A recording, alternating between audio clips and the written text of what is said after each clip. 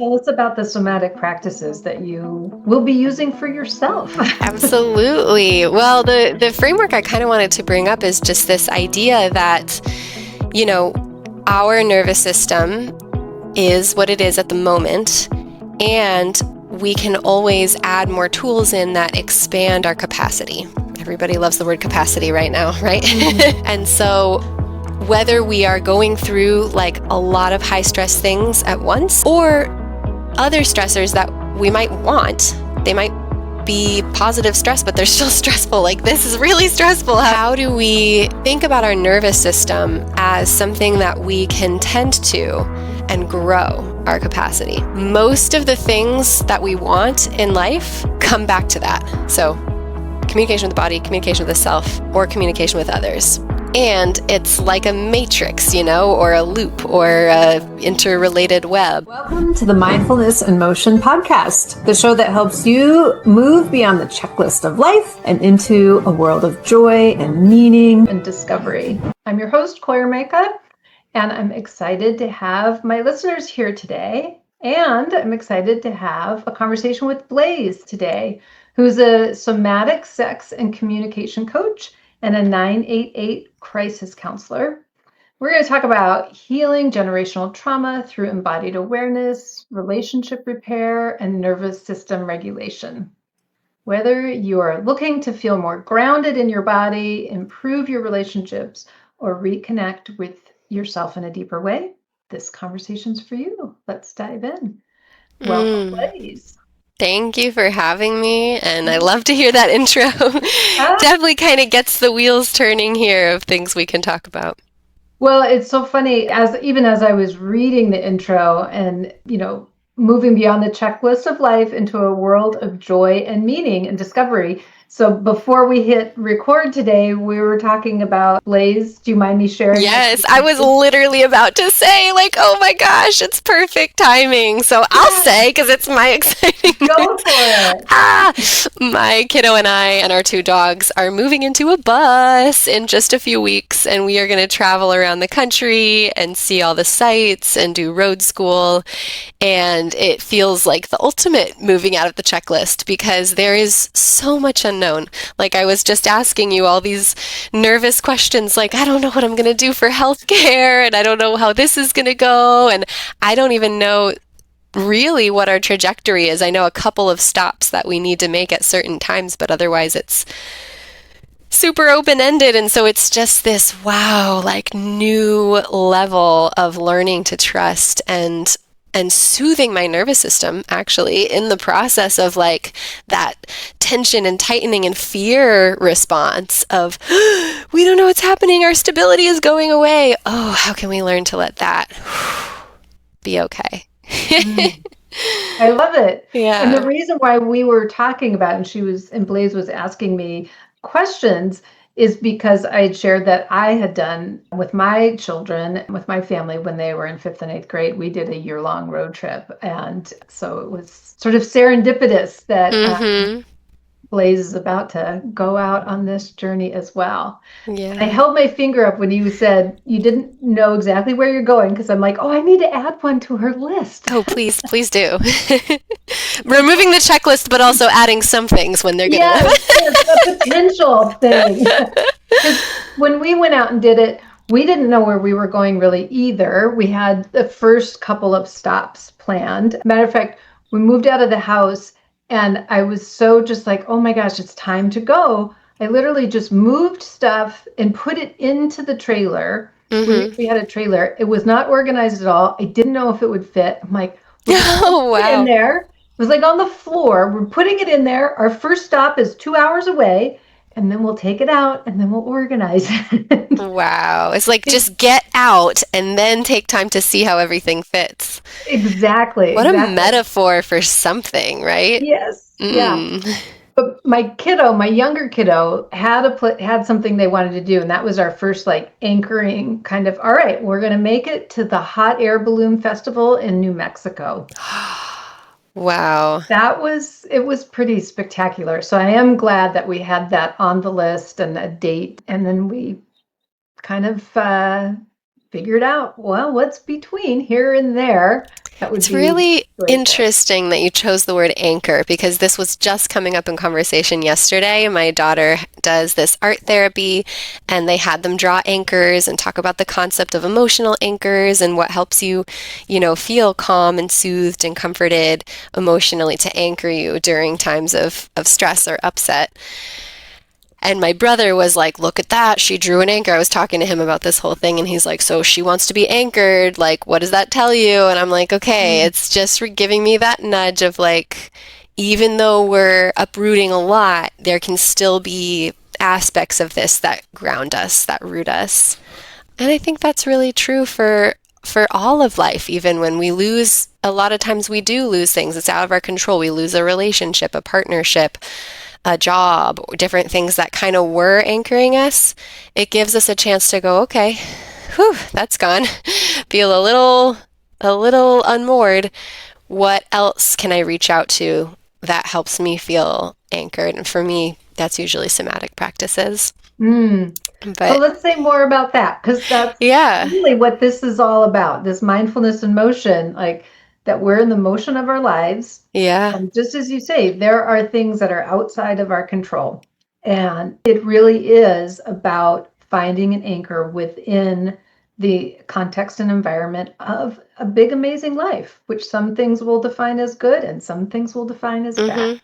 So, yes, Yeah. tell us about the somatic practices that you will be using for yourself. Absolutely. Well, the framework I kind of wanted to bring up is just this idea that, you know, our nervous system is what it is at the moment, and we can always add more tools in that expand our capacity.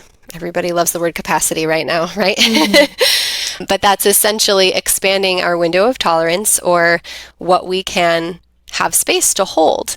And so whether we are going through like a lot of high stress things at once, like big losses, financial challenges, big things like that, that really take a lot of, we experience a lot of stress from, or other stressors that we might want. They might be positive stress, but they're still stressful. Like this is really stressful having to figure out all the details, and there's so many unexpected things. Like I bought the bus, but then it can't actually, the registration is having this issue to, it's a commercial vehicle or whatever, little details that it's like, oh, unexpected thing, more stress, more hiccup.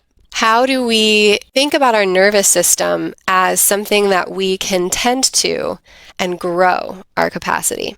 So that's one of my big somatic goals for myself always and for my clients is what are we doing to tend to our somatic capacity and our nervous system capacity with tools? Hmm. Most of the things that we want in life come back to that. They come back to that or they come back to our communication skills. which is why Okay. which is why my whole program is based around somatic. It has the three pillars of communication with your body, that's your Uh-huh. somatics and your nervous system attunement, communication with yourself, because we might have self-limiting beliefs. We're telling ourselves things like, oh, well, I could never do that, or I'm just an anxious person, and that's a fixed mindset statement, a character statement. And so then that Hmm. self perpetuates. Oh, well, you're just too anxious for XYZ.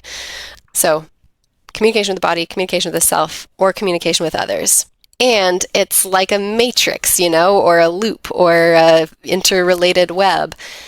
We can learn all these amazing communication tools, but if we don't have our nervous system soothed and our body actually giving us the cues of, yes, it's safe to use the nonviolent communication Mm. multi-step process here, Mm. we're just going to go back into old patterns. Great. So I forgot where we were going with this I because, don't know.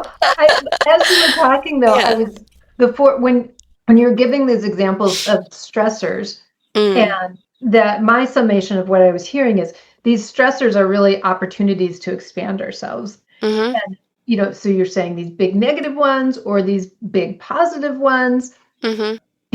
I just couldn't help but think, I mean, what was mine about 30 minutes ago was getting the freaking printer what it was supposed to do. Uh-huh. And I mean, I literally, because I actually had just come out of a somatic group that I'm in. So I was very nicely primed. I was like, oh. Here's my opportunity to expand. A printer. Yes, body, we love printers. We Yeah. love these little technology skills that we have to do. That's so Yeah. funny. How do I figure out what the thing is that's going wrong? And it's not helped. It is a stressor in life. It is not helped by me having my nervous system completely flipping out about it. We all kind of know Yeah. this, when I take a second to lean into some somatic practices, which is just like in that instance, taking a breath and recognizing I don't have to rip the printer apart to make it Yeah. function better. Yeah. So that reminds me, you had asked me what practices am I going to do on the bus Mhm. or now really to prepare for the bus.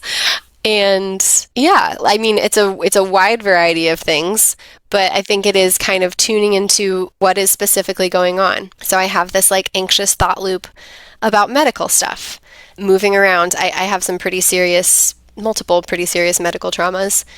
And so that fear around leaving my home base of like my whole care team of doctors Mm. who've been with me for years through all of this is huge. Mhm. Huge. And so it is a lot of like, okay, you know, sometimes I comfort myself with that self talk of worst case scenario, what happens? My health goes backwards or, in a different direction. Maybe we won't say backwards, but like in an unexpected direction. Mhm. And I have to change plans, right? Like Yeah. I'm changing plans now, I can change them again, and that will be okay. It will just be more change, and that will be okay. So I worst case scenario myself all the way out. What is the absolute worst that could happen? Sometimes that's really comforting to me. Sometimes that's really stressful for some people. So learn yourself. Right. Where Mhm. what self talk helps you. And then it's about physically processing also because of those really intense medical traumas. These thoughts produce like visceral reactions in my body, of course, because my body's going, bro, we don't know if we're going to survive this. Literally, you could die out there. And so then it's a lot of like, okay, what practices are going to help? Is it a quick, you know, 4-7-11 breath? Is it a box breathing? And one of the reasons I said before we hit record, like, I don't have a big agenda today because I'm in these huge learning cohorts. I've done tons of training, but you know how it goes. We're lifelong learners. Yep. So I'm learning this amazing modality called neurosomatic intelligence. Mm. And it actually helps you learn like the neurology of your specific somatic needs and your specific nervous system. And so that's like one caveat I just want to say is like every exercise we bring, you need to learn, first of all, like tune in. Your instincts are good. Your gut instincts are good. Like you'll know if something is not feeling good. You will likely know. And sometimes our bodies get so confused, especially if we have like complex trauma, a lot of confusing back and forth in our life. And so this method is a way to really test. So we Mm. actually do range of motion tests, a simple one for those watching the YouTube or those listening to the podcast. You essentially just hold your arm out like it's a big flag, like you're waving hello, and you test your shoulder range of motion. Your elbow is bent at 90 degrees, and then you're dropping your hand down as far as it goes. Keep your body in the same position. Look over where if there's any kind of marker in your space, oh, my hand lines up with this little knob on this piece of furniture. Cool. And then do your somatic drill. For me, one that I am loving lately is a cranial nerve reset. So you just take your essential oil, it could be a candle, it could be freshly baked cookies, any scent that you enjoy. Mm. Close one nostril and then hold the scent up to the open nostril. And while inhaling, gently tap up and down the bridge of your nose on that side.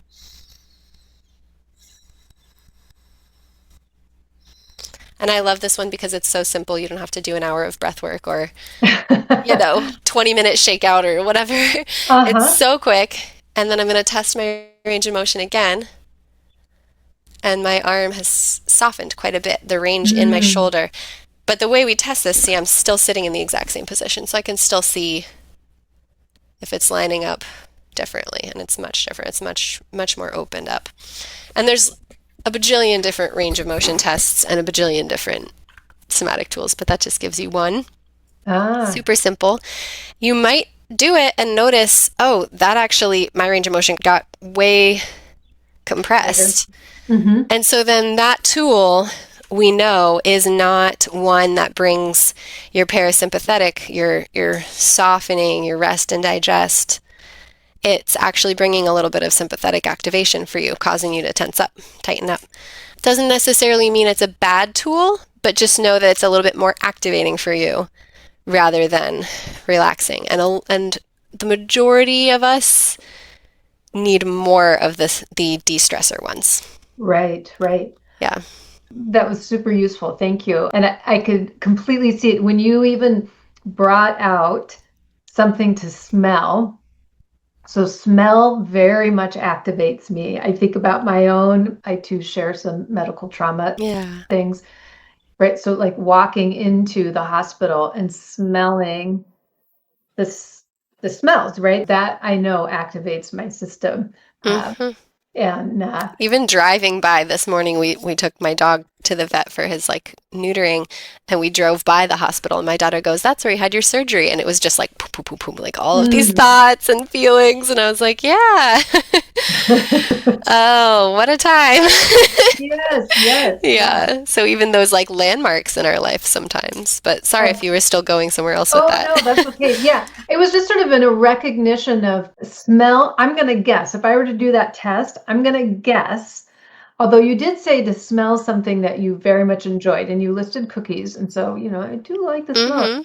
So maybe the smell of cookies would help, but the smell of alcohol. That would be very interesting to test and retest your range of motion with smells that are specifically activating for you. Absolutely, yeah. Yeah. Well, I think, the place that I practice the most of somatic things with people is in a pool, teaching adults overcoming fear in water. And when I teach love people, your work, by the way. I totally did a little digging around yesterday and was just amazed. Thank you. Yeah. So when I teach people online, one of the first things I'm telling them is you could go to the pool, don't even get in, because people get activated, that smell of the chlorine or the sound, like indoor pools, especially this echoey sound or the splat, like especially if they had an incident in the water, it's likely that it's not time to get in yet. We have to do some things to calm that system down before you take the next step. Yes. And you get to celebrate that you do that. It's not that you only celebrate when you jump off the diving board or something. Yes, absolutely. Yeah. Bringing that joy in, that pleasure in is huge for our whole system. It feels good just to say that. And you're so right. Like that's where we could bring some of these tools once we start to explore with our bodies and learn, like, what is a high payout tool for me? Is it a lip trill? Is it a certain breathing exercise? Is it some visual orienting? And once we're learning which ones do de-escalate our specific nervous system consistently, right? Sometimes our bodies respond differently on different days, but if we're seeing over time, oh yeah, I always get more range of motion, or almost always, with this specific thing, then we can go and pair that with the other thing that's heightening. So you could take your little drill to the pool, and maybe your feet are just dangling in the water while you're doing your cranial nerve reset.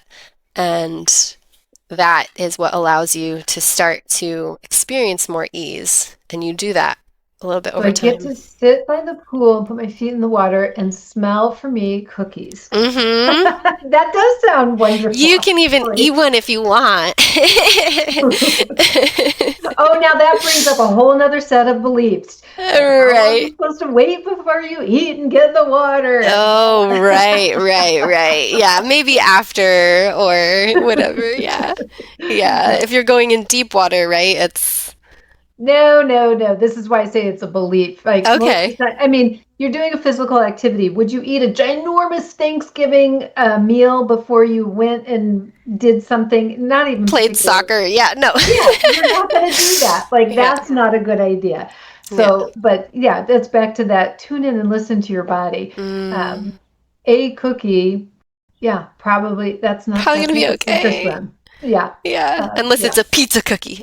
Right. In which case, Oh. listen to your body. Your body says, oh my gosh, too much. We need a nap, not an activity. I really appreciate you saying that too, because I do think there's such a balance with this work, and it can be delicate because we do have primal instincts. And so many of us have lost touch with them or, literally had them that's a negative. I don't want to say beaten out of us, but like had them really disrupted.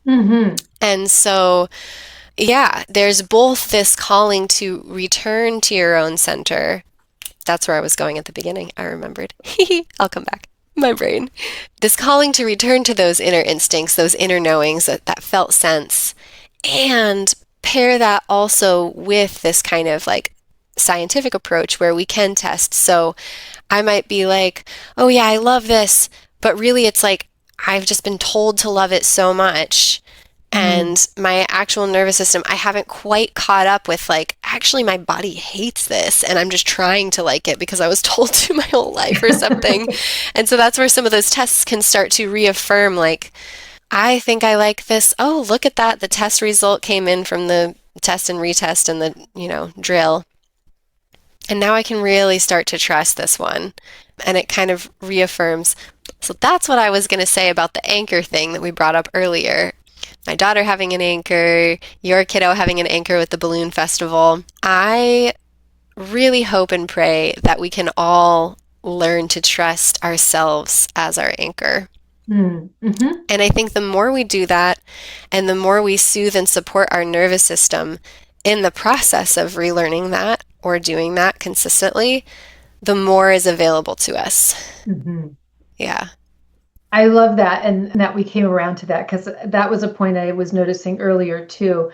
I love that this pairing of this scientific thing with the testing, to use that as a tool, as something that you're playing with to make more inquiry and discovery into yourself.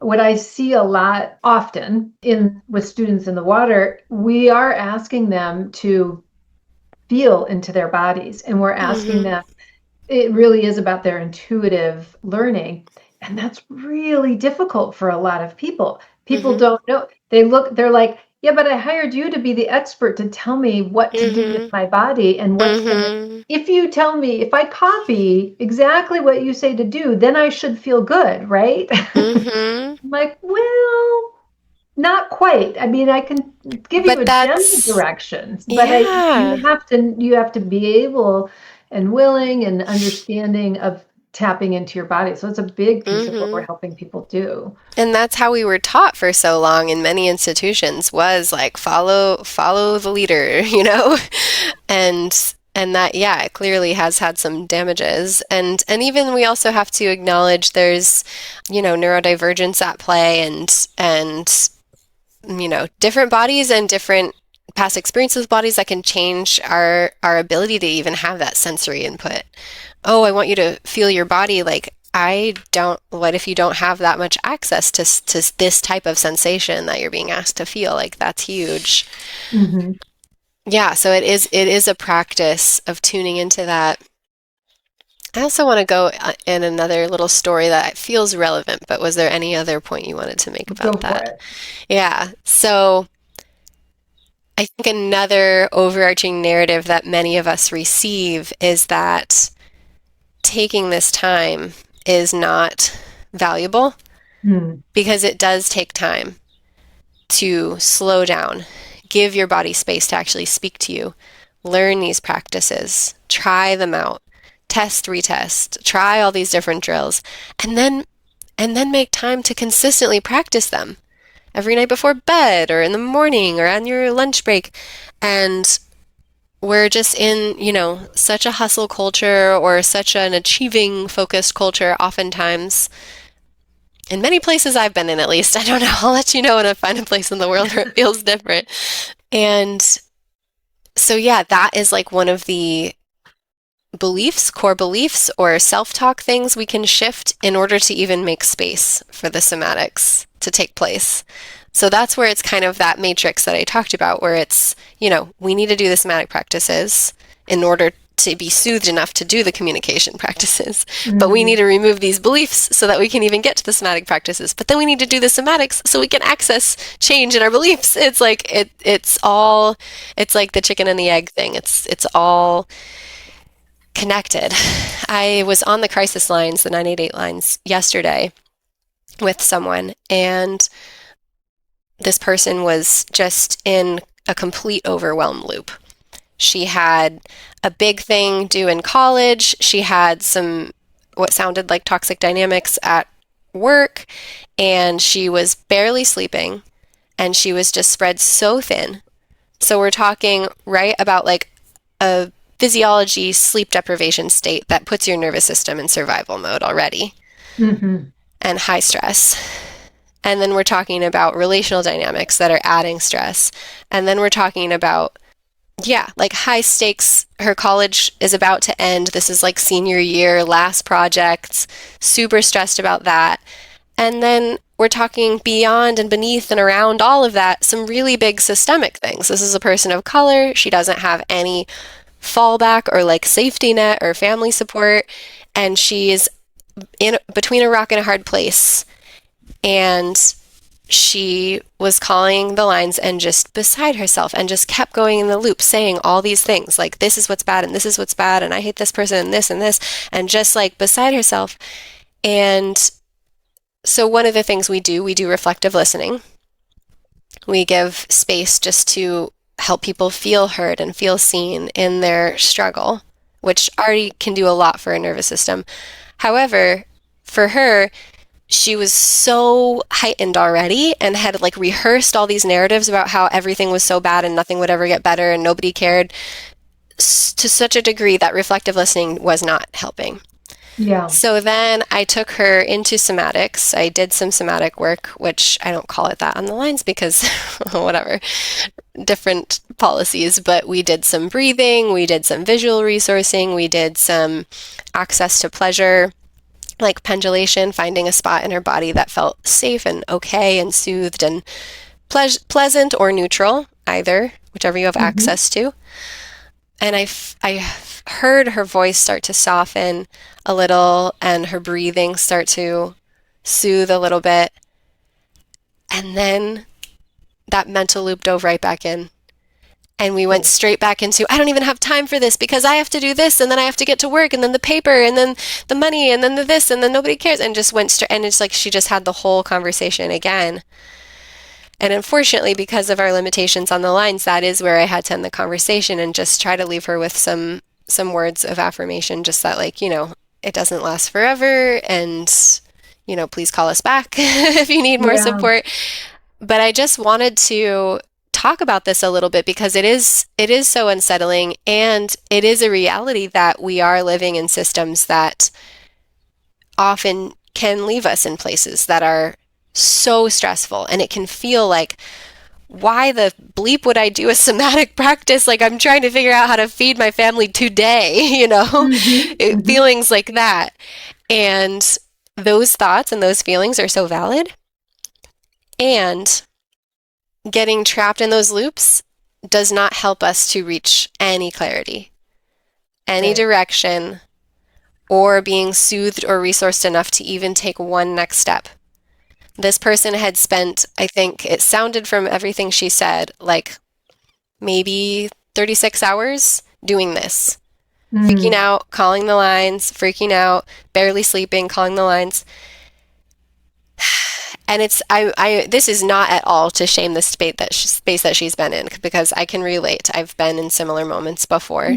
And it's just to highlight that if we are able to just take a rescue tool, it's not our longest tool, it's not our like most complicated tool, but just a rescue tool, just like you said, just some of those few breaths, just some positive self-touch, self-hug, like anything, just to start bringing us down out of that fight, flight, that overwhelm. It will be amazing what will open up to us. I do appreciate that you made note that she had a moment where she felt better Mm-hmm. and that her brain reactivated, which is Yeah, also very normal. it is. Her brain was just trying to keep her safe, right? Absolutely. Is like, and the more we can, I think the more we can appreciate that, oh, okay, I hear you, brain. I hear all those thoughts. You're just trying to keep me safe. Yeah. Thank you. Okay, I can do another Yeah. somatic practice. Expressing the gratitude for the safety keeping part, I don't know if you do IFS, but the firefighters or the managers, like, Yeah. for sure is huge. And, you know, yeah, I think for some of us, that feeling of calm as it starts to creep in, as we start to actually experience what it feels like to come out of chronic stress, that feels super scary. Because Yeah, maybe we different. haven't felt it in years, or I mean, Mhm. at least not consistently in years. Well, the brain is Yeah. always scanning, right, for new and different, new and different. So Mm-hmm. feeling calm could be new and different, right? So it needs to Yup. evaluate, is this dangerous? Like we really shouldn't be calm. I mean, this again, something I see around the water.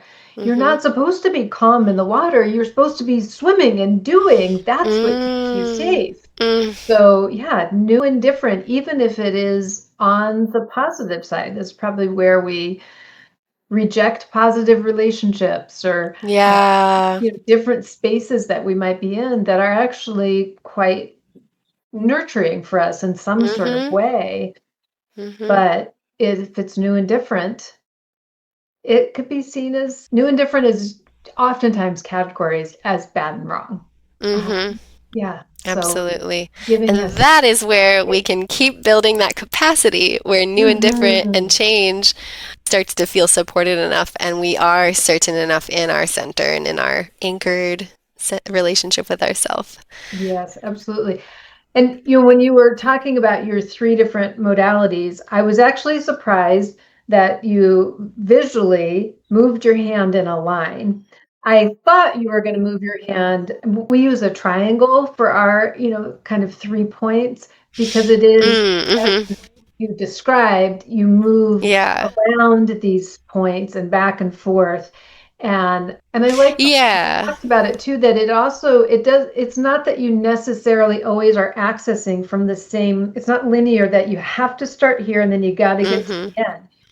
Yeah. Sometimes we just access wherever we can access Absolutely. and then we fill in and bounce between those other points. Totally. That's why in the beginning I went like this. Matrix. It's a blobby, matrixy web. I think I do this because it helps me stay on track of like what I'm talking about. Like this pillar, this pillar, this pillar. But in the end, the pillars are also just spaghetti. Like, Yes. Yeah. yeah.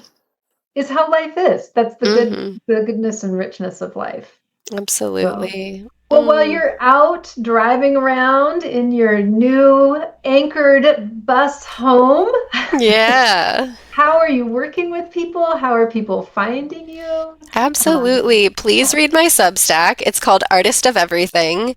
My daughter coined that title for me years ago. I was trying to go to her school and do the parent career day and I was like, I don't know what to tell the kids I do. Like I do so many things and she's like, "Mom, you're just an artist of everything."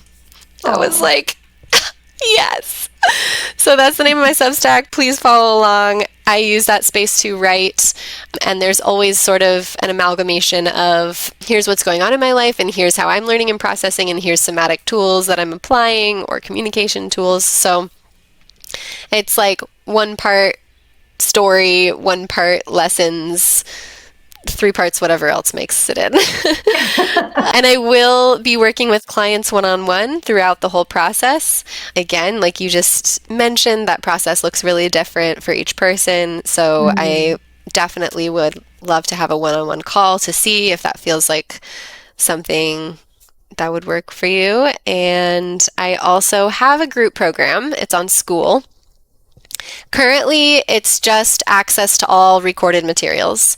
And there are group coaching sessions sometimes, but they're just paused at the moment. But yeah, if you want to get on there and access the entire Foundations course, the Whole Body Communicator Foundations course, you can do that. And there's 18 other classes from a summit that I held in January, so you can access that. And that's only $20 a month to access all those recordings. So Nice. yeah. Very good. Yeah. The world of online teaching and education is amazing. So Yeah. so I love that you shared with us a specific practice and left us curious for what are some other somatic practices. And it sounds like we can learn about those through story of how you're applying them. Yeah, absolutely. And work with me or come online. My website is Weeping Willow Wellness. Those things will all be in the show notes. Yes. For people to connect with and bring some curiosity into how you can bring these somatic practices in your day-to-day and bring lots of fun and curiosity into them. Shall we close out with a tiny little grounding? Sure. Yeah, so wherever you are listening to this, connect with whatever's underneath you. So if that's your seat in the car, if that's the ground under you while you're taking a walk, I just want you to take a moment. You can close your eyes if that's safe and feels good to you. If not, keep them open. And just notice your nerve endings taking in surface. And take one breath, noticing the surface meeting you. And then in your next breath, notice you meeting the surface.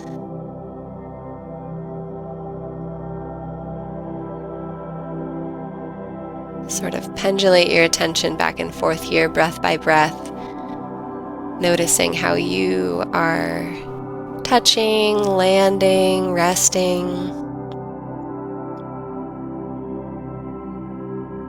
And then noticing how the chair, the ground, whatever it is holding you. And that little energy transfer.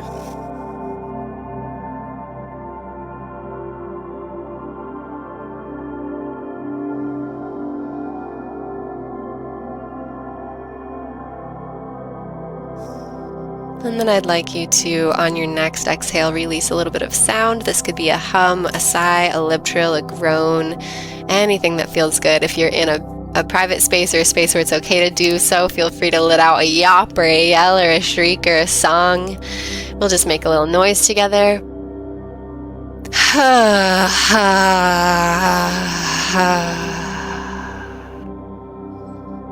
And if it feels good to you, you can place one hand on your heart center. There's a whole bundle of nerves there. And again, pendulate your attention back and forth between your heart space, receiving your hand, and your hand receiving your heart space.